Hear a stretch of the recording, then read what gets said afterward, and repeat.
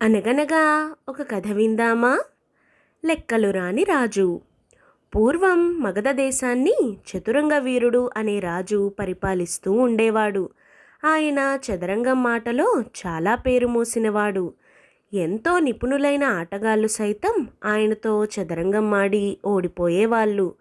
ప్రతిరోజు తనతో ఆడటానికి వచ్చే వాళ్ళతో వేగలేక రాజు, నాతో చదరంగం ఆడి ఓడిన వాడికి శిరచ్ఛేదం శిక్ష విధిస్తాను అని ప్రకటించాడు. ఈ ప్రకటన విన్నాక ఆటగాళ్ళు తండోపతండాలుగా వచ్చి రాజుని ఆటకు పిలవడం మానేశారు. ఎప్పుడన్నా ఒక్కరో ఇద్దరో వచ్చినా రాజుగారు వారికి మరణశిక్ష గురించి చెప్పి పంపించేవాడు. కాదు కూడదని ఎవరైనా పట్టుబట్టి ఆటకు కూర్చుంటే రాజు వారిని ఆటలో ఓడించి తన ప్రతిజ్ఞ ప్రకారం వారికి శిరచ్ఛేదం చేయించేవాడు. ఈ విధంగా ఒకరిద్దరు తలలు తెగాక రాజుగారిని చదరంగం ఆటకు కూర్చోమనేవారే లేకుండా పోయారు. ఆ కాలంలోనే కావేరీ తీరాన ఒక గొప్ప శాస్త్రజ్ఞుడు ఉండేవాడు. ఆయనకు చదరంగం ఆటలో మంచి నైపుణ్యం ఉంది. ఎవరైనా చదరంగం ఆడుతూ ఉంటే వాళ్లకు సలహాలిస్తూ ఉండేవాడు. అవకాశం వస్తే ఆట ఆడి చూపించేవాడు కూడా. ఈ బ్రాహ్మణుడికి మగధ దేశపు రాజు గురించి తెలిసింది. ఆయనకు రాజు మీద చాలా కోపం వచ్చింది. ఆ రాజుకు తానే గెలుస్తానని అంత గర్వం ఎందుకు?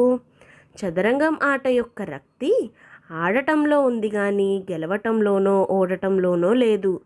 అయినా ఆట అన్న తరువాత గెలిచేవాడుంటాడు, ఓడేవాడుంటాడు. ఓడినంత మాత్రాన ఈ రాజు శిరచ్ఛేదం చేయిస్తాడా?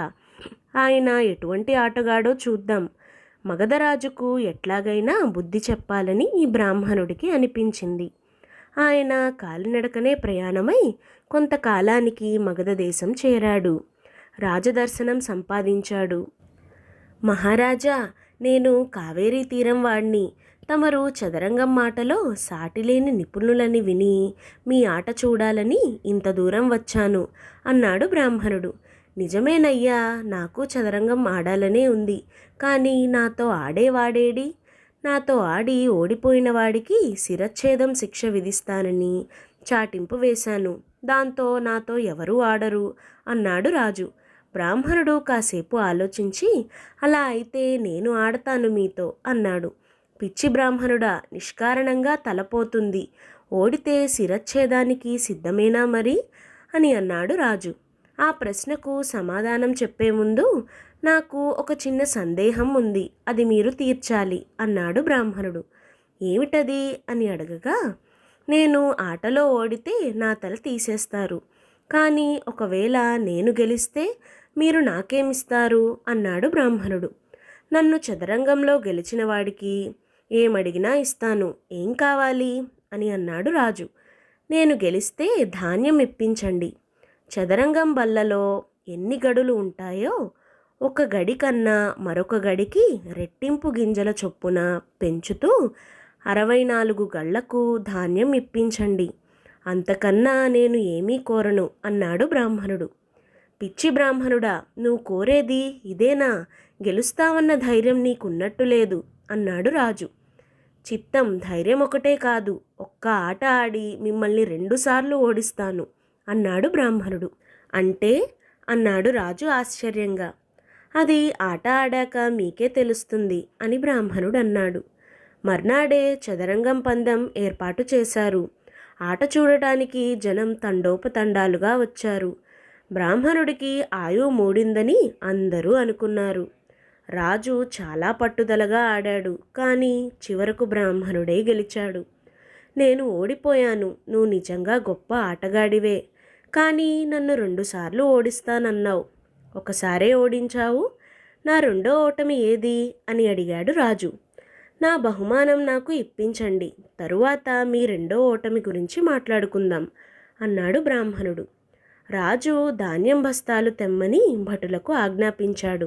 నాకు ఎంత ధాన్యం ఇవ్వాల్సి వస్తుందో ముందు అంచనా వేయండి. ఆ అంచనా ప్రకారం బస్తాలు తెప్పించొచ్చు అన్నాడు బ్రాహ్మణుడు. రాజు గణిత ప్రవీణులను పిలిపించాడు. మొదటి గడిలో ఎన్ని గింజలు పెట్టాలి అని అడిగారు వాళ్ళు. 1 గింజ పెట్టండి చాలు అన్నాడు బ్రాహ్మణుడు. రాజు బ్రాహ్మణుడి అల్ప సంతోషానికి నవ్వాడు. మొదటి గడిలో 1 గింజ, రెండో గడిలో 2 గింజలు, మూడో గడిలో 4 గింజలు, ఈ విధంగా 64 గడులకు అయ్యే గింజల సంఖ్య గుణించి రాజుగారికి చూపించారు. రాజు అది చూసి నిర్ఘాంతపోయాడు. అవి ఎన్ని పుట్ల ధాన్యానికి సమానమో లెక్క వేయండి అన్నాడు రాజు. గణిత శాస్త్రజ్ఞులు మానికకు ఎన్ని గింజలో కొలిచి, పుట్టికి ఎన్ని గింజలో గుణించి, మగధ రాజ్యంలో ఏటా ఎన్ని పుట్లు పండుతాయో ఆరా తీసి చివరికి రాజుతో ఇలా అన్నారు: మహారాజా, మన రాజ్యంలో 2 లక్షల ఏళ్ల పాటు పండే ధాన్యం మీరు బ్రాహ్మణుడికి ఇవ్వాల్సి ఉంటుంది. రాజు ఆశ్చర్యానికి అవధుల్లేవు. ఔరా పిడుగా, ఇదేనా నా రెండో ఓటమి అన్నాడు రాజు. చిత్తం మహారాజా, నేను కోరింది చాలా తక్కువ అనుకున్నారు. మీరు గెలిచి ఉంటే నేను సులువుగా నా తల ఇచ్చి ఉందును. నేను గెలిచాను కాబట్టి నేను అడిగినది తమరు ఎలాగనూ ఇవ్వలేరు అన్నాడు బ్రాహ్మణుడు నవ్వుతూ. ఆటలో గెలిచావు కనుక సరిపోయింది, ఓడిపోతే ఏమై ఉండును, ఇంత సాహసం ఎందుకు చేశావు అన్నాడు రాజు. నేను కోరిన ప్రకారం గింజలు ఇవ్వటానికి ఎప్పుడైతే మీరు ఒప్పుకున్నారో అప్పుడే మీకు గణిత జ్ఞానం లేదని తెలుసుకున్నాను. మీరు ఓడిపోతారని రూఢి చేసుకొని పందానికి సమ్మతించాను. నా పాటి గణిత జ్ఞానం మీకుంటే నేను మీతో చదరంగం ఆడేవాడినే కాదు అన్నాడు బ్రాహ్మణుడు. రాజు బ్రాహ్మణుడి జ్ఞానానికి చాలా సంతోషించి ఆయనకు బోలెడంత ధనం ఇచ్చి పంపేశాడు. అప్పటినుంచి రాజు గర్వం మాని ఆడటానికి వచ్చిన వారందరితోనూ చదరంగం ఆడేవాడు.